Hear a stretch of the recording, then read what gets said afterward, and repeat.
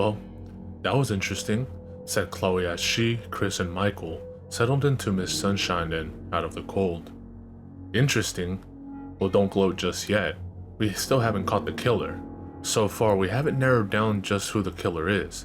There was no usable DNA at either scene, and we have no way of knowing who the third victim will be. We got fuck all. Chris raised his voice in frustration, looking ahead at the next block. Chloe didn't open her mouth again, and regretted doing so in the first place. Michael looked back at Chloe, who was sitting quietly in the back seat looking at him. Michael raised his eyebrow as if saying, "Sorry." Chris looked in the rearview mirror at Chloe, regretting his outburst. "Chloe, I'm sorry." "It's okay," she replied. Just then, loud growling noises echoed from her now empty stomach. Michael laughed and looked at Chris. "You hungry?"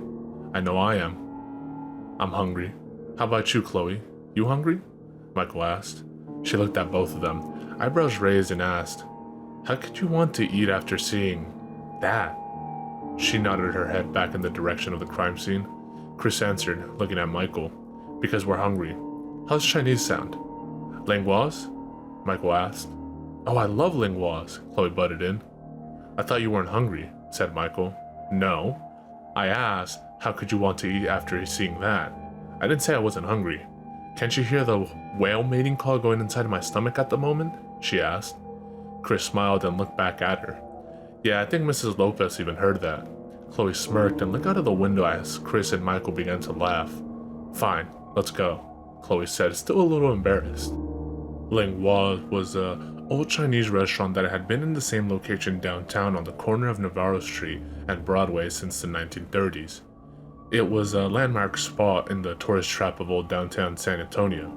The building itself was nearly 100 years old, but renovated every 10 years or so to keep the look fresh while still keeping the old look that attracted so many visitors. On the front doors were large gold-plated dragons.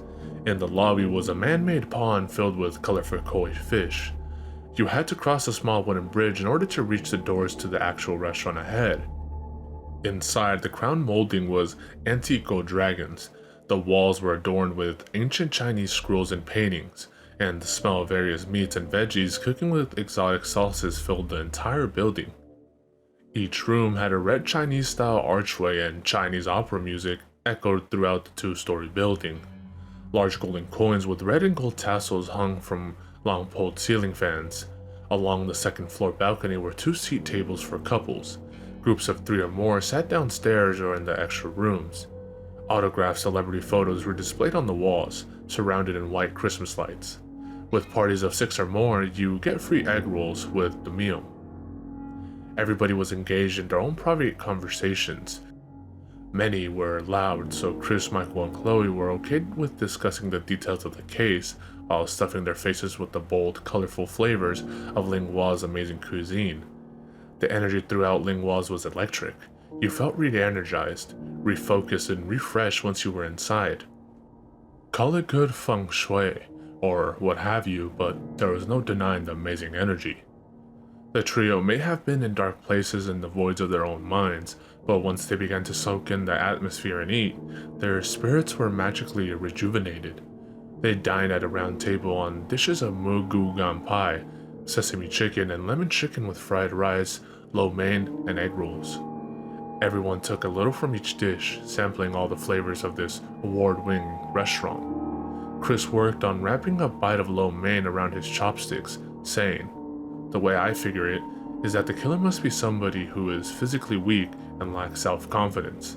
I mean, so far he's chosen victims who are 1, elderly, and 2, weaker than him. He chooses Vicks weaker than him, people who can't fight back, like say, a 30-year-old. He must either be small, short, skinny, a wimpy guy, someone who was likely bullied a lot themselves, somebody weak. And according to CSI, he uses a small knife for the cutting and a spoon to scoop out the eyes." "I don't think he sees himself as weak anymore," Michael said, as he took out a bite of a crunchy, oily egg roll. Damn, this is fucking good," he said while chewing the egg roll. Chloe and Michael just looked at him. Chloe sipped her tea and continued on to her lemon chicken. "And he's likely pretty young. Most creepypasta writers are in their teens and 20s. Very few are older than 30. He's probably some uber fan nerd who has the social skills of Bigfoot. I think he might be one of these people who write pastas that are constantly rejected once he posts them up on the site. You'd be surprised at how many disgruntled writers there are on there. Michael took a break from the Mugu Gampai and said, "So, maybe he has a blog. But how do we narrow it down? I mean, aren't there thousands of users on there?" Chloe was nearly done with her plate. "Yes, but I know most of the admins who run the site. Many of them do edits most of the times and are in charge of quality control and look for red flags, like things not safe for work or incriminating. I'll contact one of my buddies tonight and ask them if they've noticed any blogs that are really weird or seem out of the ordinary, like someone ranting about something odd. Maybe he can help," she suggested. By now, everyone was just about finished with their tasty late dinner. The waitress placed their check and fortune cookies on the table in front of Chris. Chris gave each of them a cookie and they all began to unwrap them, eager to crack open and read what advice they had been given. Chloe laughed as she read hers first. Michael raised an eyebrow to his. Chris cracked his open, revealing a small slip of white paper that read, "Always a valley before a hill." She ate the first half of the cookie and placed the fortune inside his pocket. With a smile on her face, Chloe attempted to keep the fun energy going just a few more minutes before the night ended. She spoke up. "Hey, have you guys ever heard where you can add the phrase 'in bed' after reading your fortune out loud?" Chris replied, "Yeah, haven't heard of that in a while." "Okay, I'll start," Michael said. "Every exit is an entrance to new experiences. In bed." Everybody busted out laughing.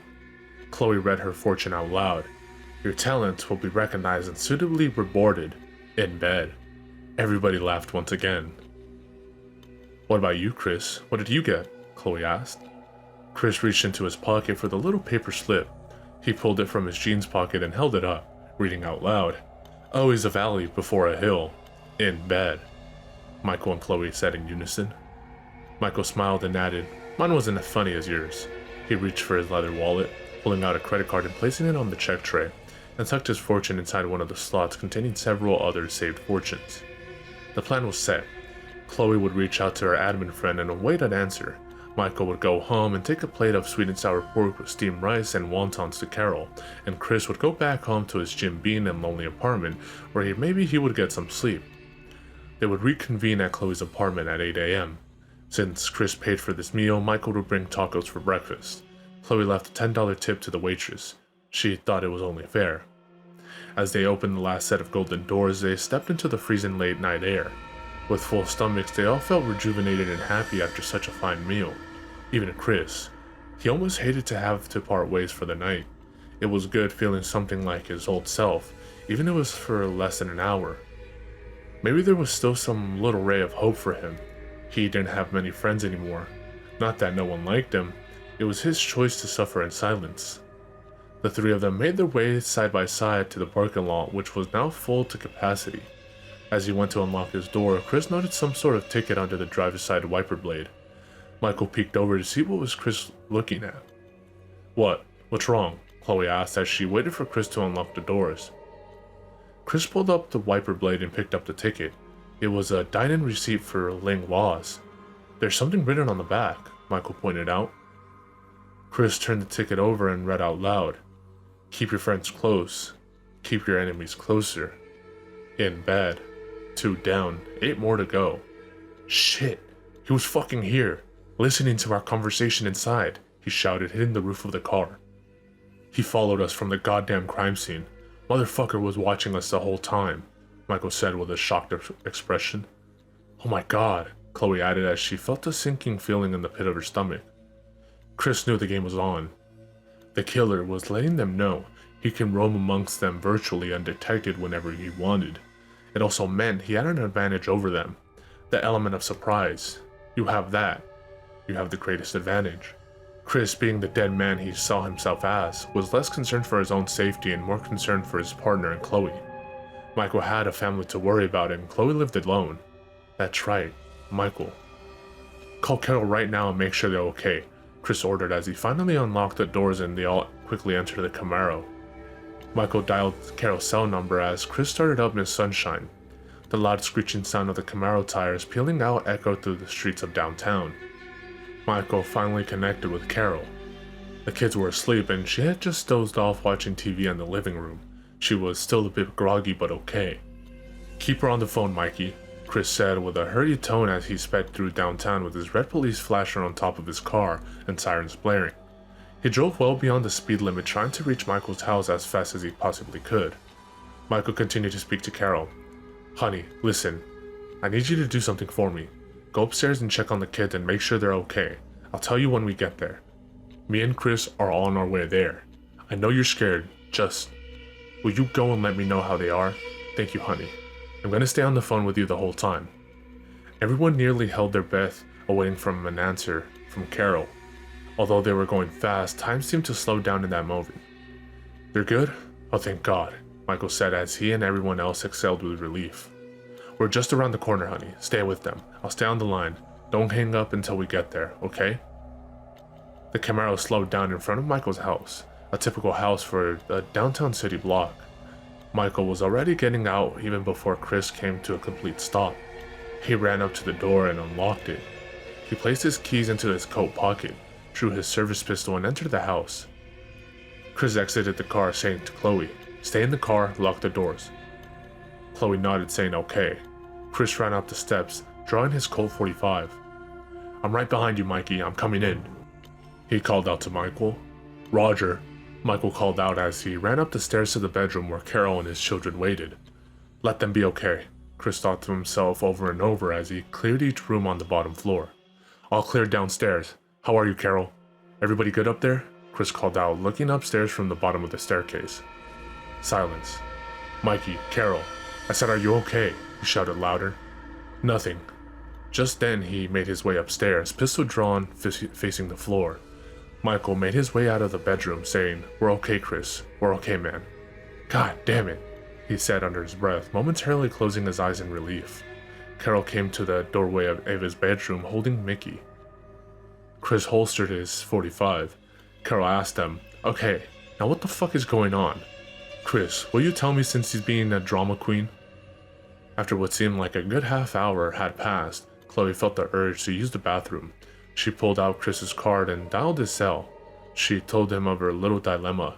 Michael gives her the okay to come on inside and use her bathroom. Chris walks outside to escort her.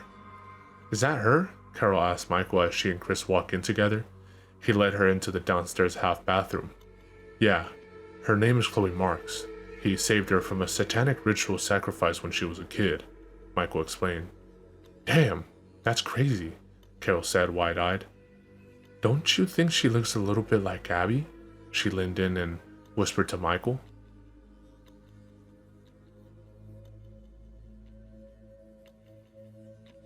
The time was now 7:50 a.m. Chris was waiting in his car parked alongside the curb in front of Chloe's apartment building. As he sipped his hot coffee, he observed the morning rush of civilians starting their day, walking down the sidewalk on their way to work or wherever they were going. He knew that any one of them could be the killer. About this time, Michael pulled up in his 2012 Charger. He still had 2 more years left to pay on it. It wasn't as cool as Miss Sunshine, but he liked it just the same. Michael parked across the street from Chris. He got out with a white paper bag full of tacos from Benjamin's, a popular spot for tacos downtown. He walked across the street to Chris exiting his car.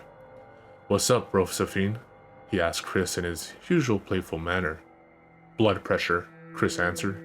"Yeah, that was funny the first 100 times you said it," Michael shot back. "You been up yet?" he asked. "No. How's everybody?" Chris asked before handing Michael a coffee he picked up from the gas station before arriving. "They're all good.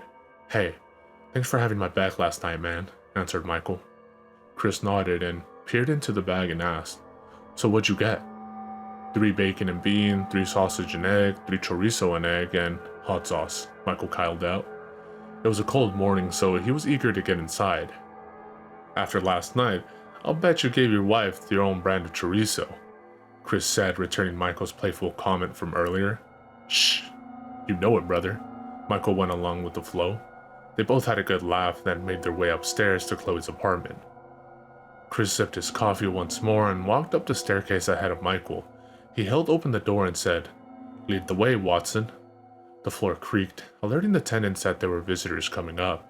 As they made their way up the stairs, Chris thought about how Michael might actually make it to chief someday. He knew they wanted to pair him with an experienced investigator so that he could earn his stripes, so to speak. Of course, this would be long after Chris was retired, or in a grave. Michael knocked, not using the standard police knock that Chris used yesterday. As Chloe opened the door, a gust of warm air, rock music, and freshly brewed coffee hit Michael and Chris, further awakening their senses. Chloe had on a black Motley Crue Shout at the Devil pentagram t-shirt and hip hugger jeans, which was ironic since she was once almost sacrificed to Satan. She wore a chain bracelet and a tiger's eye chandelier beads on her left wrist, and her fingernails were painted red. Her blonde hair was pulled back in a ponytail. Her favorite album of all time was playing in the background, Motley Crue's Too Fast for Love. She greeted them with a quick, "Good morning, guys. Come on in." Immediately upon walking in, Chris pointed to the stereo and exclaimed, "Best album ever made." "Heck yeah, a man who knows his music, I see. Good wake-up music," Chloe said. Michael wasn't as familiar with 80s hair bands as they were, but he had to admit the sounds of that at the time young, coked up, fresh and full of energy glam metal band were invigorating. Chloe walked back over to her laptop on the dining room table where she had been at most of the night, with the exceptions of 2 hours of much needed sleep. "Okay guys, I think we hit pay dirt," she said with excitement, looking at her computer. "Really?" Chris asked as he played air guitar to track number 1, Livewire. The album was on repeat. Michael looked at him with his eyebrows raised, shaking his head. Still, it was amusing to see his hard-edged partner behave like this. "Yeah, okay, here's what I got." Chloe pointed the stereo remote, turning down the volume. "Last night I contacted my buddy. He said that he did notice a very strange blog, posted a few hours ago in fact. He sent me the link. It's a letter for us. I wanted to call you both earlier when it came in, but I figured after everything, it was best if I just waited till you got here. Besides, I just got this message about 2 hours ago. It was posted by a user who goes by Necro1990. Here it says, 'Hello detectives.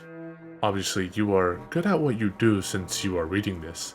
This means that you may actually get close to catching me one day. But you won't. When I first saw you last night walking out of her house, I knew it was going to be fun. Then, when I overheard you discussing your theories on me on that delicious Chinese place, well, that was very amusing as well. Do you like the fortune I left you? That saying. It's true, you know. One should keep their enemies closer. I intend on doing this. I'll be seeing you very soon. You won't recognize me. Expect to hear about number 3 very soon. She is just waiting to be discovered. It will be quite the surprise to you. Oh, don't worry. It's not the young detective's wife. She's safe for now. Killing her, as fun as it might be, is not my intention. It was exciting watching the panic on his face as he ran inside his house last night, fearing the worst. The older detective, the one in charge, lives in such a dark, lonely place. It's a wonder you can find the strength to wake up every morning and do what you do. You must be fighting some demons of your own. As for the lady detective, a lovely creature indeed. It was nice meeting you. I look forward to our game of cat and mouse." "Son of a bitch," Michael shouted as he turned away, holding his hands on his waist. Chris nodded his head. This fucker thinks this is a game. Well, was the guy able to retrieve an email or IP address, a name, anything? Well, that's the weird thing. It traces an IP address back to Canada to a guy named Jean-Pierre de la Fide. But he could have rerouted the IP address to throw us off. I mean, what is the probability that he took a vacation to San Antonio just to kill 10 people, then go back home to Canada? Eh? Chloe said, looking up at Chris. Michael called Carol on her cell. He didn't want to alarm her, so he calmed himself down before dialing and walked into the kitchen. He played it like he was just calling to say, "Hello, I love you, and have a good day, honey." Chris stared at the black screen with its white letters and pondered for a moment the killer's whereabouts. Was the killer able to reroute his IP to Canada? He was growing more frustrated. By now, the CD had finished playing and it was silent in Chloe's apartment except for Michael's low conversation. After a moment, Chloe got up from her seat and walked over to her sofa and sat down, unlocking her cell phone and checking emails and social media. She just needed a moment to herself. About this time, Michael came from the kitchen with a look of relief. Chris looked at him and said, "They're okay, buddy. Look, if you want, go ahead and request for a patrol unit to stand guard while you're not home. I'll call it in for her too. Nice work, kiddo." He addressed both Michael and Chloe. Chloe walked back over to the dining table, peeked in the paper bag, smiled, and said, "Nice. Tacos from Benjamin's." 20 minutes later, they were finishing up their breakfast tacos and coffee when Chris received a call from Chief Mills. "Chris, good morning, sir." "Mills, morning, Chris. Rodriguez with you?" "Chris, yes, sir, he is." "Put me on speaker. I need you both to hear this." "Okay, sir, you're on speaker. Rodriguez is here, sir. So is our consultant, Chloe Marks." "Good morning, Rodriguez. Good morning, Mrs. Marks. Mike, your family doing okay after last night?" "Good morning, sir. Yes, sir. They're fine." "Good morning, sir. Okay, let's cut to the chase. 10 minutes ago, we got an anonymous tip stating that there's been a murder at 5719 East Houston Street. Chris, we realize that's your apartment building." "Oh no. Who is it, sir?" "Chris, it's your neighbor, Delia Bonner. Her death has to be connected to your case. She had a web link carved into her left forearm and her eyes removed and placed into her mouth, like the other Vicks." "We're on our way, sir, and one more thing, sir. I'd like a uniform on watch for Mrs. Marks' building and for Mike's house if you can spare them, please." "Mills, you got it. And hey, Chris." "Yes, sir?" "Stay safe out there." "We will, sir. Thank you." Chris's heart sank into his stomach upon learning of Delia's death. He placed his cell into his jeans back pocket and walked over to the bathroom, saying, "I'm gonna make a head call if that's alright." "Yeah, of course," Chloe said, knowing he just needed a moment to let it soak in and to collect his thoughts. Chris shut the door hard behind him. Michael walked over to the sofa and sat down with a similar sinking feeling. It was a growling, nagging fear inside that ate at him from his stomach up. He could feel it swimming around in there, tugging at his soul. It felt like something was going to happen to Carol and his children. He wanted to be there at home to protect them, but he also needed to stop this man from hurting anyone else. When you're in a fight, you don't worry about the punches and kicks flying at you. You don't take out the hand or the foot. You take out the brain. That's the real threat. He needed to take this guy down. He had faced real danger before, but never so close to home where what he held so dear and precious was in danger. He had seen true horror before. Wives, mothers, and their children murdered, raped. And now he was determined to stop this thing posing as a human being. Chloe sat next to Michael, leaned in, and asked him, "Hey, so what's the story on Chris and his wife? I could sense he wasn't telling me something painful. What happened?" "That's not my place to say. I'm not so sure he would want me to tell you. All I can say is that she's dead. His son, too." Chloe's eyebrows raised in toward the center of her face as she said, "Oh my god, that's so sad. That's terrible." "Yeah, it is. But I never said anything. Got it?" Michael said, looking intently at Chloe. "Of course," Chloe said as she arose from the sofa and walked over to her black parka hanging by the door. She removed it from the coat rack on the wall, pulling it on one arm at a time. Inside the bathroom, Chris splashed his face with extra cold water flowing from the freezing pipes. He looked in the mirror and thought about the last conversation he and Delia had. She was just a lonely old woman in search of a little company. She never hurt anyone. He prepared himself mentally for what he was about to see at the crime scene. Images of Delia lying on the floor, eye sockets empty, mouth full of blood and white, oozing eyeballs innards. He told himself, "You can do this, Chris. Walk it the fuck off." Outside, Michael and Chloe were checking their social media accounts on their phones and waiting for Chris to come out. The sound of the toilet flushing echoed from the bathroom, as did the sound of water from the sink as he washed his hand. That was their cue to put away their phones and stand up, ready to go. Chris opened the door and walked over to where they stood. "You ready?" he asked. "Yeah.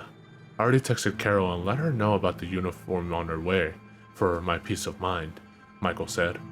Chloe, go ahead and bring your laptop. We may need your help with some things. This piece of shit knows where I live. Probably knows where we all live by now, Chris said.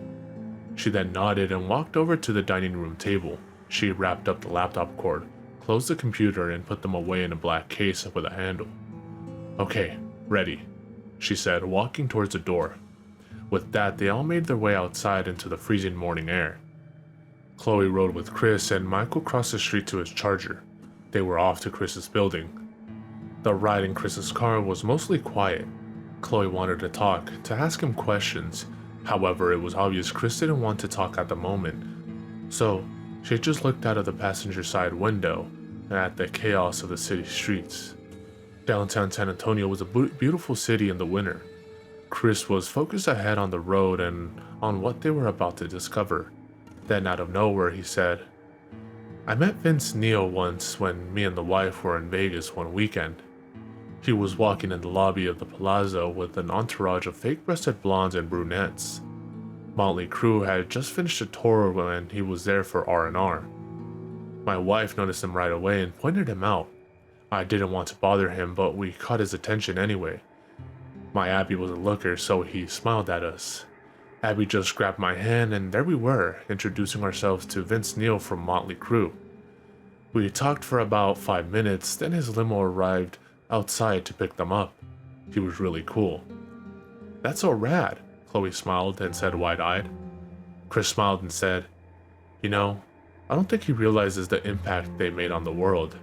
I think he did it all just to have fun. For the remainder of his life, he will be greeted by Uber fans everywhere he goes. Until the day he dies, they all will. Chloe looked away at the city streets. Snow melted now. The mood had lightened a bit in the car. In Michael's car, he listened to Godsmack's Whatever. Although he tapped his thumbs to the beat of the drum on the steering wheel, his mind kept going back to Carol and the kids. At least there was a unit on the way. He hadn't been to Chris's place too often, maybe 2 or 3 times in the last 2 years or so. It was dark, sad, and depressing. The air was thick with despair, not just in his apartment, in the whole building. It was as if it carried this emotion of misery and attracted people who were marinating in their own sorrow. He wondered if it had called out to Chris after he sold his house. He probably had too many painful memories living there, probably couldn't sleep. In all likelihood, knowing Chris, he decided to start anew by selling the house and moving downtown, in the thick of it all, in the middle of the chaos that was this beautiful city.